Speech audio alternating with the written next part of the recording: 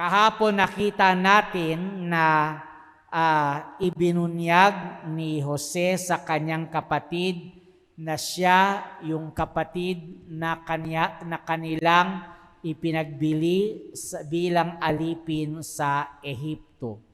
Subalit ang lahat ay kanyang napatawad Ehipto upang iligtas kayo. Kaya nga sa araw na ito, narinig natin na pinasundo ni Jose ang kanyang matandang ama na si Israel. At lahat ng mga ari-arian niya, lahat ng mga alagang hayop, pati ang lahat ng mga pamilya ng kanyang mga anak ay lumikas patungo doon sa Ehipto. Ngayon, bakit sila lumikas patungong Ehipto? Tatandaan natin na noon ay lumaganap ang matinding tagutom. Kaya nga sila sinabihan ni Jose, dito na kayo tumira sa Ehipto upang sa gayon ay lagi kayong mayroong makakain. At yun nga ang nangyari. Ang dahilan kung bakit ang mga Israelita ay nakarating sa Ehipto ay sapagkat pinasundo sila ni Jose. Okay? Ngayon, maganda yung bakit ko isinasalaysay ang detalyeng ito. Ito ay sapagkat magkakaroon ito ng pagkakahalintulad sa buhay ng ating Panginoong Jesus. Tingnan nyo, sino ang nagdala kay Israel sa Ehipto? Isang lalaking nagngangalang Jose. Diba? Si Jose na anak ni Israel. Si Jose na anak ni Jacob. Ngayon, sino ang nagdala kay Jesus sa Ehipto? Si San Jose, ang asawa ng mahal na Birheng Maria. Natatandaan niyo yung kwento ng mosaic na yan na nasa labas, yung Flight into Egypt. Okay? Ang kwento ay ito, na lubhang nagalit itong si Haring Herodes sa nabalitaan niyang pagsilang ng hari ng mga Hudyo. Kaya nga kanyang sinugo ang lahat ng kanyang kawal na patayin ang lahat ng mga sanggol na lalaki 2 taong gulang pababa sa Bethlehem at sa mga karatig bayan ng nasabing lungsod. At si Jose ay tumanggap ng isang babala mula sa anghel. Sa pamagitan ng panaginip ay sinabi sa kanya ng anghel, Jose, bumangon ka at dalhin mo ang iyong mag-ina sa Ehipto, sapagkat masama ang balak ni Herodes, pagtatangkaan niyang patayin ang sanggol. Kaya nga, dali-dali sa gitna ng pusikit na kadiliman ng gabi, ay sinuong ni Jose at ni Maria ang daan patungong Ehipto. Dala-dala nila ang sanggol. At samantalang sila ay lumilikas, paparating na ang mga sundalo at walang awa nilang pinatay ang mga sanggol at ang mga bata sa Bethlehem at sa karatig puok. So tingnan niyo ang pagkakahalintulad. Okay? Isang lalaking nagngangalang Jose ang nagdala kay Israel at sa kanyang buong pamilya sa Ehipto upang iligtas ang pamilya ni Israel mula sa tiyak na kamatayan sa gutom.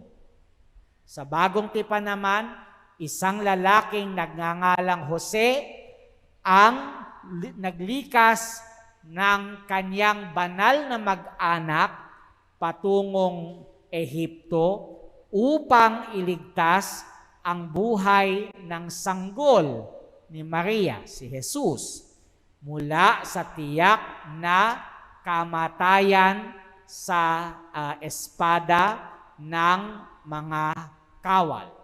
Okay? So pareho, niligtas ni Jose ang pamilya ni Israel, niligtas ni San Jose ang banal na pamilya. Pareho sila mula sa tiyak na kamatayan. Alam nyo ba mga minamahal kong kapatid na sa dekreto ng ating na binigay ng Apostolic Penitentiary para sa pagkakaloob ng indulhensya plenarya sa taon ni San Joseng Manggagawa dito sa St. Joseph the Worker Parish, Balintawak. Isa sa mga panalangin o intensyon na hinihingi ng Apostolic Penitentiary ay ipagdasal natin ang pagtatanggol sa pamilya mula sa lahat ng mga banta at panganib na kinahaharap ng pamilya ngayon. Okay? Ngayon, tingnan nyo to. Yung pagtatanggol, panalangin para ipagtanggol ang pamilya, saan nanggaling yan? Well, unang-una sa lahat, tatandaan natin na ang dahilan ng yubileo na pinagdiriwang ngayon dito sa St. Joseph the Worker, Balintawak, okay? San Jobal, okay? Ay ang ika-150 taon ng pagkakatalaga ni Pope Pius IX kay San Jose bilang patron ng Simbahang Katolika, bilang pintakasi ng Simbahang Katolika. Kung babasahin ninyo yung mga dekreto na sinulat sa ngalan ni Pope Pius IX 150 years ago, maliwanag na maliwanag ang rasyonale, ang dahilan kung bakit kay San Jose ipinagkatiwala ang Simbahang Katolika. Noong panahong iyon, 150 years ago, ay mayroong hinaharap na malaking krisis ang Simbahang Katolika. Ano ang krisis na iyon? Maraming mga kaaway ang simbahan. Panlabas na kaaway, panloob na kaaway na nagbabanta na pabagsakin noon ang simbahan. Kaya nga naisip ni Pope Pius IX na ipagkatiwala ang buong Iglesia Katolika kay San Jose. Bakit? Kasi pinagtanggol ni San Jose ang banal na mag-anak, lalo tigit ang sanggol na si Jesus mula sa panganib ng tiyak na kamatayan. Noong inilikas niya ang mag-anak na iyan patungong Ehipto. Ngayon, kung pinagtanggol ni San Jose si Jesus mula sa kamatayan at si Jesus ang ulo ng simbahan, hindi ba't nararapat din na ipagkatiwala sa Kanya ang pagtatanggol sa Iglesia Katolika dahil ang Iglesia Katolika ay ang katawang mistiko ni Jesus. So ang konteksto ng 150th anniversary ng deklarasyon kay San Jose bilang patron ng simbahang Katolika ay actually ang pagtatanggol sa Iglesia Katolika mula sa kanyang mga kaaway. At ngayon, ang pamilya ay kumakaharap sa napakaraming mga kaaway na nagbabanta na sirain ito. Maraming mga kaaway. Bahagi na diyan ay ang agenda ng pagbabago ng definisyon, ng tradisyonal na definisyon ng pamilya. Mula sa pagsasama ng isang babae at isang lalaki at pagbubunga ng mga anak sa kanilang pagsasama, gustong baguhin ang definisyon ngayon ng pamilya. Na basta mayroong pwedeng 2 lalaki o 2 babae na magsama at magkaroon sila ng anak, mag-ampon ng anak halimbawa, pwede na. Hindi, ito'y isang panganib na sisirain mismo ang pinakapagkakakilanlan ng pamilya.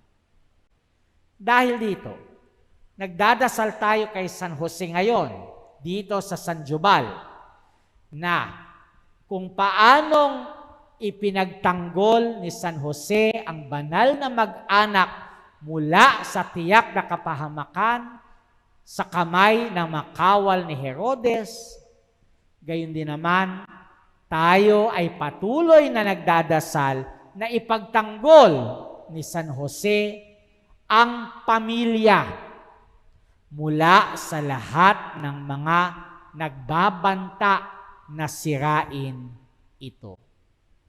Kaya mga minamahal kong kapatid, tandaan natin, yun ang isa sa mga intensyon ng yubileo ni San Joseng Manggagawa. Ang pagdarasal para sa pagtatanggol sa pamilya. Hari nawa ay gumawa tayo para maipagtanggol ang pamilya.